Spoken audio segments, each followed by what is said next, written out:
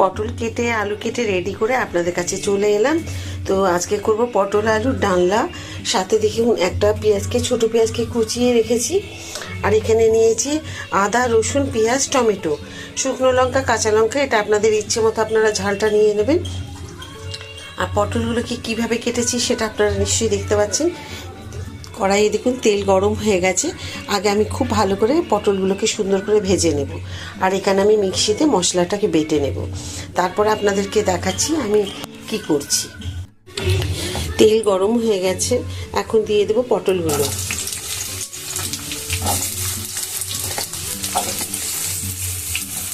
পটলগুলো দেখুন এইরকমভাবে কেটেছি আমি, আর আলু তো ডুমো ডুমো কেটেছি। এতে কি হবে, জল দিয়ে সেদ্ধ করার প্রয়োজন কম হবে।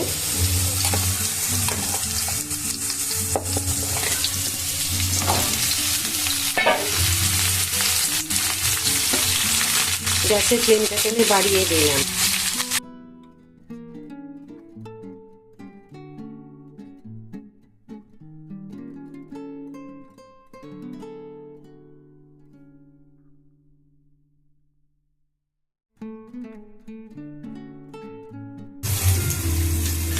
এখানে আদা রসুন টমেটো আর পেঁয়াজ আমি নিয়ে নিয়েছি। একটা ছোট পেঁয়াজ আমি ভেজে দেবো, আর একটা পেঁয়াজ আমি বেটে দেবো।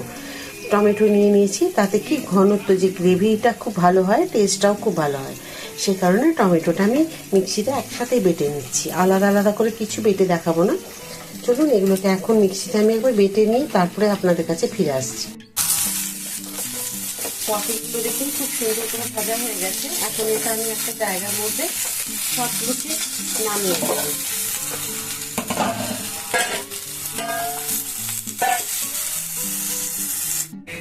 এখন দিয়ে দেবো দেখুন সর্ষের তেল, পরিমাণ মতো যতটুকু লাগবে সেই বুঝে আমি দিয়ে দেব। আমার আছে ধরুন এখানে 700 গ্রাম পটল, আর দিয়েছি আমি তার সাথে দুটো আলু, মানে 200 গ্রাম দিয়ে দিলাম। প্রথমে ভেজেছিলাম অনেকটা তেল দিয়ে, ভালো করে পটলগুলোকে ভেজে নিয়েছি। দেখুন এই যেভাবে ভেজে নিয়েছি।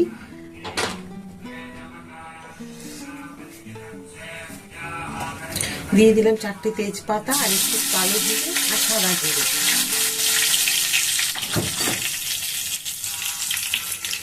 তার সাথে দিয়ে দেবো কুচিয়ে রাখা যে ছোট ছোট করে, দেখুন আমি পেঁয়াজগুলোকে ঝরঝরে করে কেটে রেখেছি জুড়ে জুড়ে।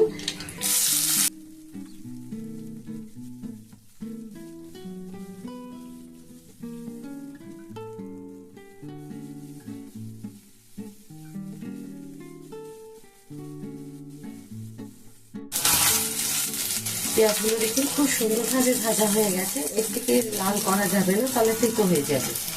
এখন দিয়ে দেবো আমি যে বেটে রেখেছিলাম মশলা, সেটা দিয়ে দিচ্ছি।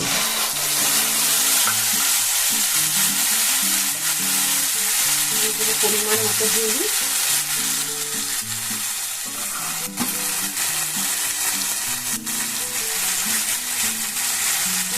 ধনের গুঁড়ো,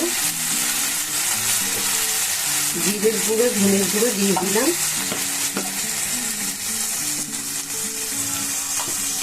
দিয়ে দেবো পরিমাণ মতো নুন।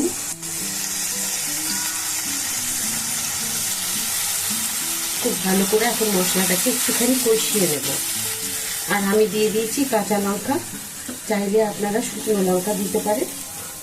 আমরা বেশি কাঁচা লঙ্কা খাই, যার জন্য কাঁচা লঙ্কারই ব্যবহার করেছি।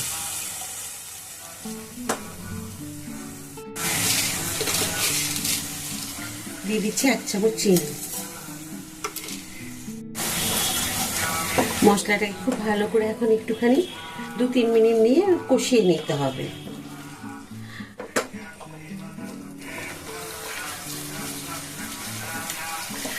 নমস্কার, পশ্চিম মেদিনীপুর থেকে পুতুলের হোম কিচেনে আপনাদের সকলকে জানাই স্বাগত।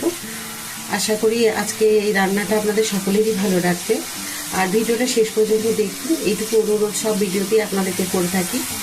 আর প্লিজ লাইক সাবস্ক্রাইব করে দেবেন। ভিডিওটা দেখতে দেখতে হয়তো আপনারা ভুলে যাবেন, সেই জন্য মনে করে প্রথমেই লাইক আর সাবস্ক্রাইব করে দেবেন। আপনাদের ভিডিও অবশ্যই ভালো লাগবে। আমি খুব সাধারণ আর সহজভাবে ঘরোয়াভাবে রান্নাগুলো আপনাদেরকে দেখাই, সেই কারণেই আমি মনে জোর দিয়ে বলতে পারি যে আপনাদের খুব ভালো লাগবে এই রান্নাগুলো। মশলাটা খুব সুন্দর করে আমার কষানো হয়ে গেছে। এবার আমি দেখুন দিয়ে দেবো এই পটল যে ভেজে রেখেছিলাম সেইগুলো। আপনাদের একটা কথা বলে দিই, আমি যে ঢাকা দিয়ে দিয়ে পটলগুলো ভেজেছিলাম তখন কিন্তু একটু যদি আপনারা চান তো নুন দিয়ে দিতে পারেন। নুন দিলে কিন্তু পটল মানে আলুগুলো খুব ভালো সেদ্ধ হয়ে যাবে। তো যাই হোক, ওটা দিয়ে সেই সময় নুন দিয়ে ভাজলেও কিন্তু সব সেদ্ধ হয়ে যায় আর বেশিক্ষণ সময় লাগে না। দেখুন আলুগুলো মোটামুটি সেদ্ধ হয়ে গেছে। দেখুন আমি তো দেখিয়ে দিচ্ছি আপনাদের, এই দেখুন সেদ্ধ হয়ে গেছে। মোটামুটি একটুখানি উষ্ণ গরম জল দিয়ে আমি এটাকে ফুটিয়ে নেব 2-3 মিনিট, তাহলে কিন্তু আমার পটলের ডালটা রেডি। একদম ঘরোয়াভাবে দেখেছি, সমস্ত কিছু মশলা, কিছু অন্যরকম মশলা আমি এর মধ্যে দিয়ে নিই।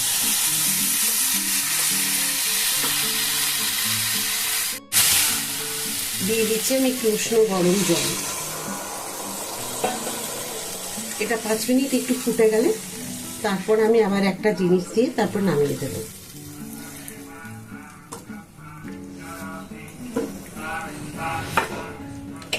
আমি এখন দিয়ে দিচ্ছি একটা ঢাকা।